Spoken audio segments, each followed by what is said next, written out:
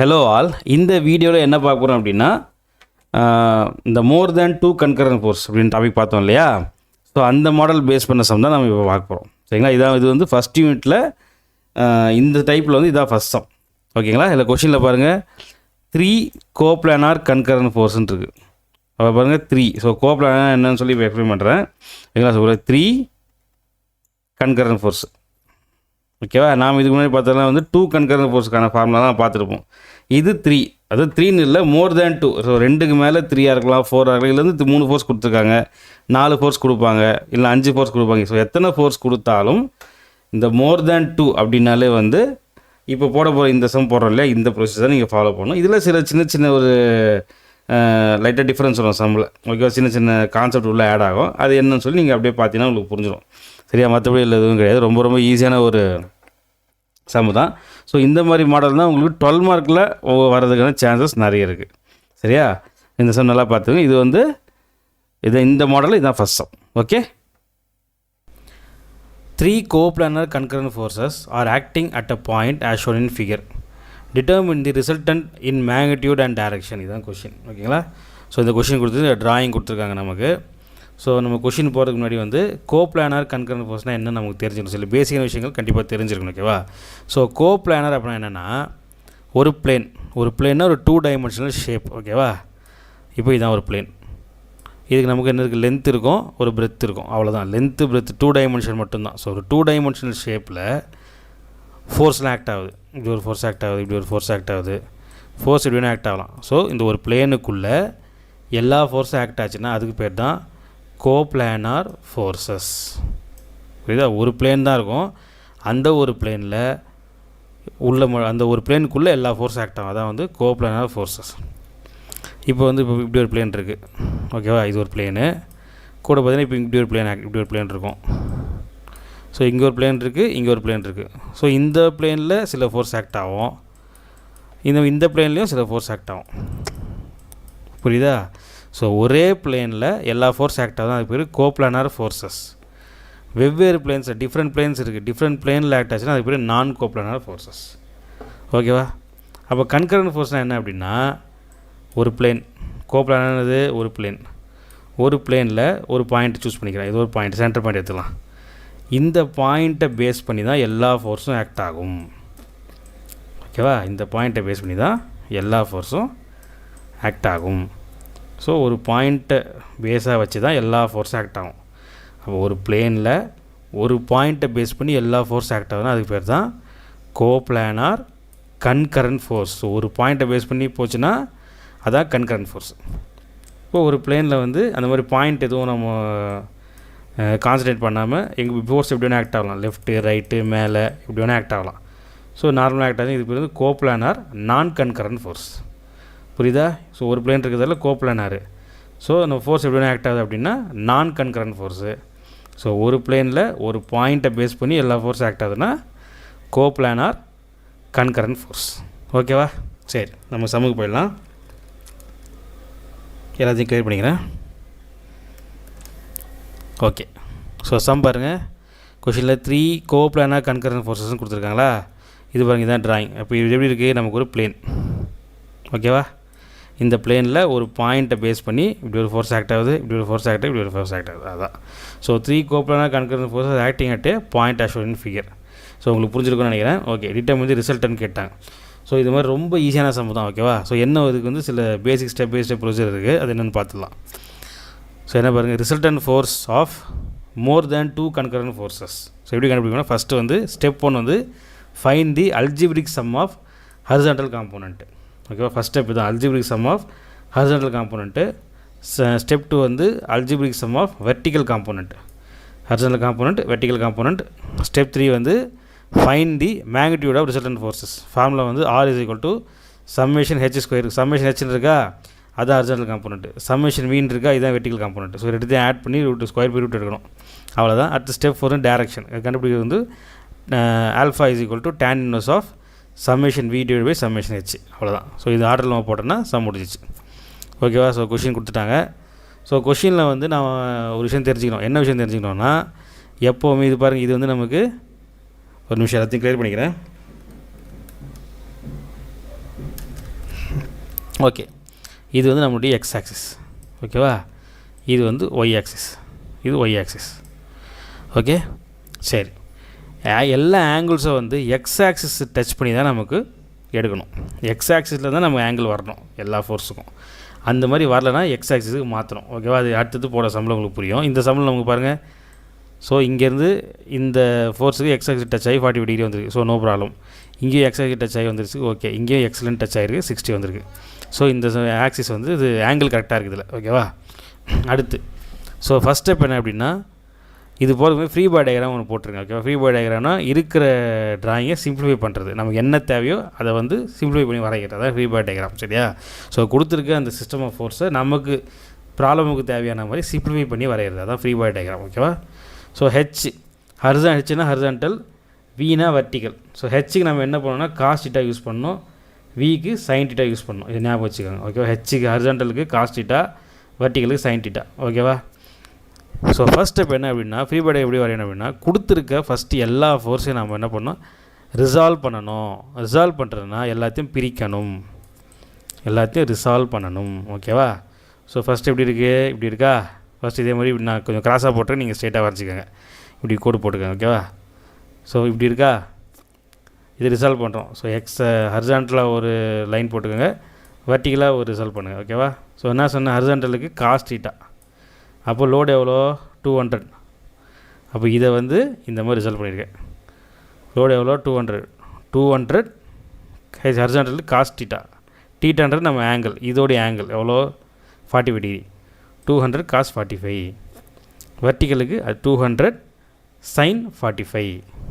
புரிஞ்சுதா? ஓகே, அடுத்து இப்போ இதை பாருங்கள், இதை ரிசல்ட் பண்ணுறேன். அப்போது இது வந்து ஹரிசான்டல் வெர்டிக்கல். சும்மா கோடு போட்டுக்கோங்க. எவ்வளோ 600 நியூட்டன். 600 ஹரிசான்டலுக்கு காசு, ஆங்கிள் எவ்வளோ, இதோட ஆங்கிள் 60 டிகிரி, 60 டிகிரி. வெர்டிக்கலுக்கு 600 சைன் 60 டிகிரி. புரியுதா? அடுத்து இது பாருங்கள், இந்த மாதிரி நமக்கு ரிசல்டன் ஃபோர்ஸ் இருக்குது. இதை நான் ரிசல்ட் பண்ணுறேன். மேலே ஒன்று, வெர்டிக்கலாக ஒன்று, ஹரிசான்டலாக ஒன்று. ஸோ ஹரிசான்டலுக்கு லோடு வந்து 400 காஸ் 30, வெர்டிக்கலுக்கு 400 சைன் 30. ஓகேவா, அவள்தான் மூலம் இந்த மாதிரி வரைஞ்சிருக்கேன். வரைஞ்சிட்டு step 1, find the algebraic sum of horizontal component. அப்போ வந்து சம்மேஷன் ஹெச். ஹரிசான்டல் காம்போனன்ட்னா சம்னானது எல்லா ஹரிசான்டல் காம்போனன்ட்ஸும் ஆட் பண்ண போகிறோம், அவ்வளோதான். Summation H is equal to, இப்போ இதில் பாருங்கள், இது ஒரு ஹரிசான்டல் 1, அடுத்து இது ஒரு ஹரிசான்டல், இதான் ஹரிசான்டல் லைனு. இந்த ஹரிசான்டல் லைனில் என்ன ஃபோர்ஸ் ஆக்ட் ஆகுதோ அதெல்லாம் எடுத்துக்கணும். இது ஒரு ஹரிசான்டல். ஸோ வெர்டிக்கல் வரும்போது வெர்டிக்கல் லைனில் என்ன ஃபோர்ஸ் ஆக்ட் ஆகுதோ வெர்டிக்கல் எடுத்துக்கணும், அவ்வளோதான். ரொம்ப சிம்பிள் தான். ஓகேவா? ஓகேவா, ஸோ ஹரிசான்டல் பார்க்கறதுக்கு முன்னாடி வேறு என்ன தெரியணுன்னா, இன்னொரு விஷயம் ஞாபகம் வச்சுக்கோங்க. இப்போது ரைட் சைடில் ஹரிசான்டல் லைன் இருக்குது, ரைட் சைடில் டைரக்ஷன் இருக்குது அப்படின்னா அது ப்ளஸ்ஸு, லெஃப்ட் சைடில் இருந்துச்சுன்னா மைனஸ். ஓகேவா, அதே மாதிரி வெர்டிக்கலுக்கு அப்வர்ட்ஸ் மேல் பக்கமாக போச்சுன்னா ஃபோர்ஸு ப்ளஸ்ஸு, டவுன்வர்ட்ஸ் வந்துச்சுன்னா மைனஸ். ஓகேவா, ஸோ ரைட்டுனா ப்ளஸ்ஸு, லெஃப்ட்டுனா மைனஸு, மேலேனா ப்ளஸ்ஸு, கீழேனா மைனஸு. ஓகேவா, இதை நீங்கள் தெரிஞ்சுக்கணும். ஓகேவா,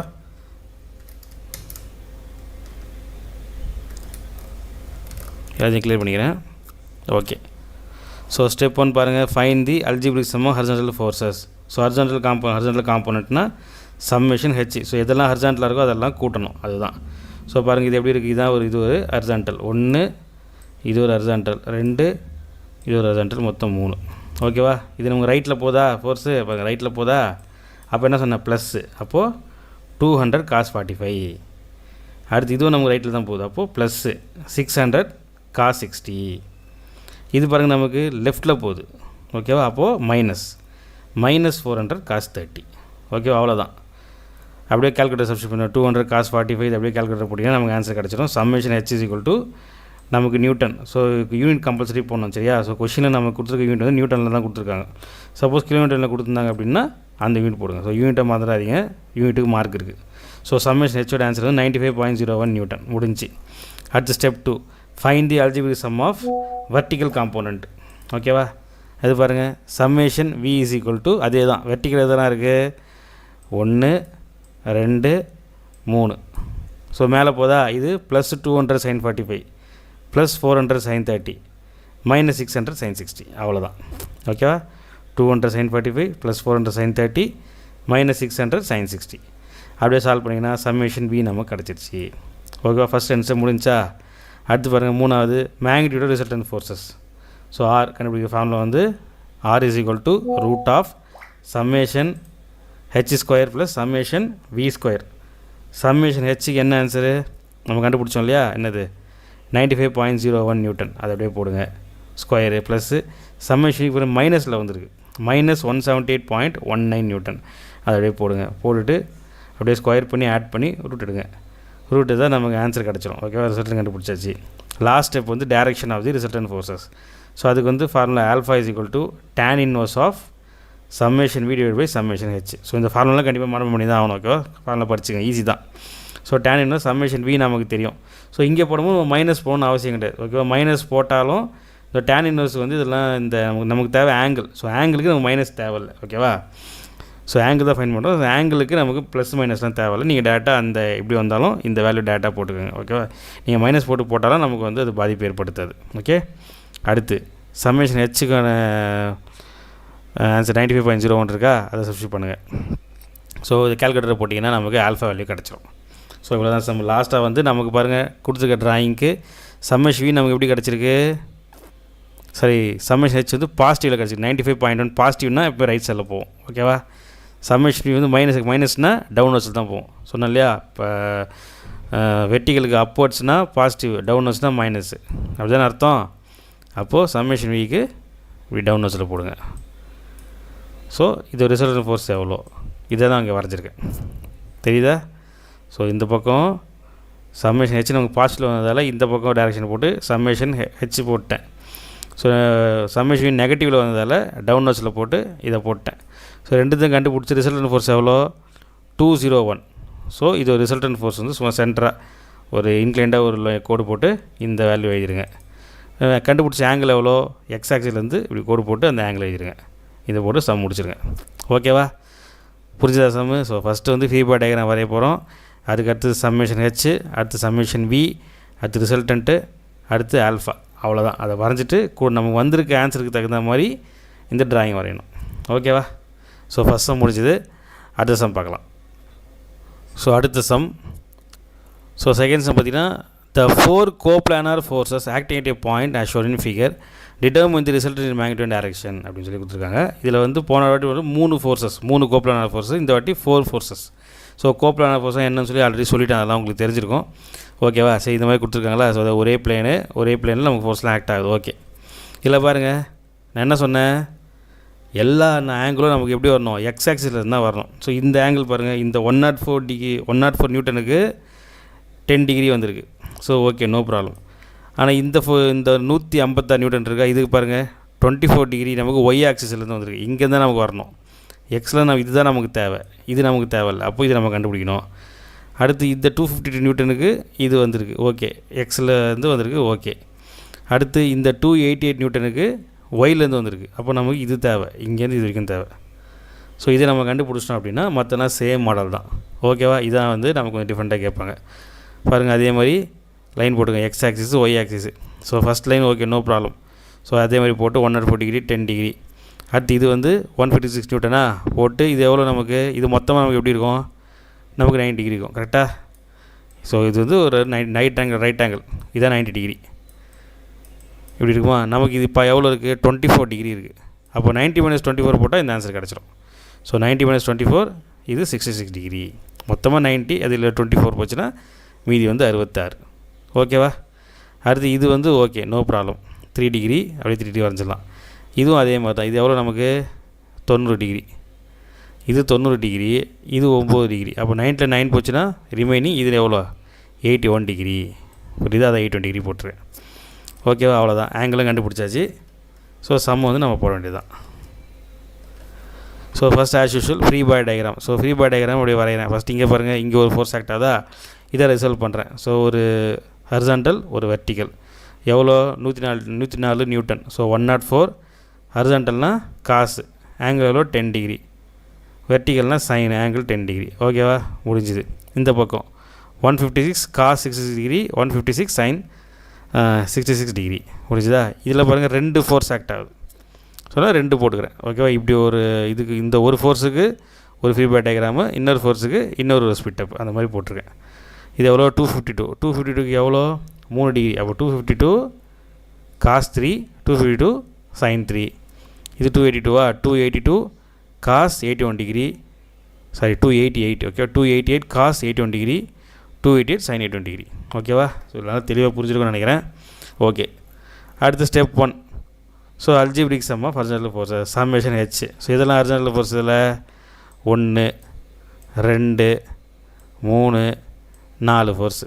ஸோ இது 104 ப்ளஸ்ஸு, மற்ற 3மே வந்து நமக்கு மைனஸ் தான். ஏன்னா வந்து லெஃப்ட் சைடு இது ரைட் சைடில் போதா, இது வந்து லெஃப்ட் சைடில் போகுது. ஓகே, 104 மட்டும் தான் ப்ளஸ், மற்ற 3 மைனஸ் தான். So 104 cos 10 minus minus minus. ஓகேவா. அப்படியே சால்வ் பண்ணுங்கள், நமக்கு ஆன்சர் வந்துடும். முடிஞ்சிருச்சு. அடுத்து algebraic sum of vertical forces summation V. Summation Vக்கு மேலே பாருங்கள் 1 2 2 மேலே போகுது, 2 கீழே போகுது. ஸோ இது 2 ப்ளஸ்ஸு, இது 2 மைனஸு. 104 plus, 156 plus. ஓகேவா. பாருங்கள் 104 ப்ளஸில் இருக்குது, 156 ப்ளஸில் போட்டிருக்கேன். 252 sin 3 வந்து மைனஸ், 288 வந்து மைனஸ் தான். ரெண்டுமே மைனஸ் தான். ஓகேவா, ரெண்டுமே மைனஸில் இருக்குது. ஸோ சால்வ் பண்ணால் சம்மேஷன் V நமக்கு கிடச்சிரும். ஸோ அதே மாதிரி யூனிட் கரெக்டாக போட்டுருங்க. ஓகேவா. ஸோ யூனிட்ஸ் ரொம்ப முக்கியம், யூனிட்டை மிஸ் பண்ணாமல் போடுங்க. ஸோ கேல்குலேட்டர் டேரெக்டாக நம்ம சப்ஸ்டிட் பண்ணாலே போதும். ஓகே, அடுத்து ஸ்டெப் 3 வந்து இதுதான் magnitude of resultant R is equal to summation square plus summation V square root within root. ஓகேவா. ஸோ இதெல்லாம் சப்ஸ்டிட் பண்ணுங்கள். சப்ஸ்டிட் பண்ணால் நமக்கு ஆன்சர் கிடச்சிடும். ஓகே, அடுத்து ஸ்டெப் 4 வந்து direction of resultant forces alpha tan inverse of summation V summation H. அதே தான், அப்படியே போட்டால் நமக்கு ஆன்சர் கிடச்சிடும். ஓகேவா. Alpha is equal to 28 degree 28.06 degree வருது. ஓகேவா. இதில் பாருங்கள் நமக்கு சம்மேஷன் V எப்படி கிடச்சிருக்கு, மைனஸில் கிடச்சிருக்கு. சாரி, சம்மேஷன் H நமக்கு எப்படி கிடச்சிருக்கு, மைனஸில் கிடச்சிருக்கு. ஸோ மைனஸ்னால் ஹரிசாண்டல் ஃபோர்ஸஸ் லெஃப்ட் சைடில் போகும். புரியுதா. லைன் வரைச்சிட்டேன். இது நமக்கு எப்படி கிடச்சிருக்கு, பாசிட்டிவில் கிடச்சிருக்கு. 137.07 பாசிட்டிவ். அப்போ பாசிட்டிவ்னால் மேலே. அவ்வளோ இந்த மாதிரி ட்ராயிங் போட்டு இங்கே ரிசல்டன்ட் ஃபோர்ஸஸ். ஓ சாரி, ஒரு நிமிஷம் 137 மைனஸில் கிடச்சிருக்கா போட்டிருக்கு. ஓகேவா. இந்த இடத்துல நான் சரியாக போடல, இங்கே போடுவோம் மைனஸில் போட்டிருக்கேன். ஸோ நீங்கள் சால்வ் பண்ணி பாருங்கள். ப்ளஸில் வந்தால் மேலே வரும். ஓகேவா. மைனஸில் வந்தால் கீழே வரும். அவ்வளோதான் விஷயம். ஸோ இது மாதிரி போட்டுருங்க. ரிசல்டன்ட் ஃபோர்ஸ் போட்டுட்டு ஆங்கிள் எவ்வளோ 28. ஸோ எக்ஸ் ஆக்சிஸ் டச் ஆகிற மாதிரி போட்டு 20 டிகிரி போட்டுருங்க. ஓகேவா. அவ்வளோதான். இந்த சமம் புரிஞ்சுக்க நினைக்கிறேன். அடுத்த சம்மில் பார்க்கலாம். ஸோ வீடியோ பிடிச்சா லைக் கொடுங்க, சேனலை மறக்காமல் சப்ஸ்கிரைப் பண்ணுங்கள். ஓகே, பாய்.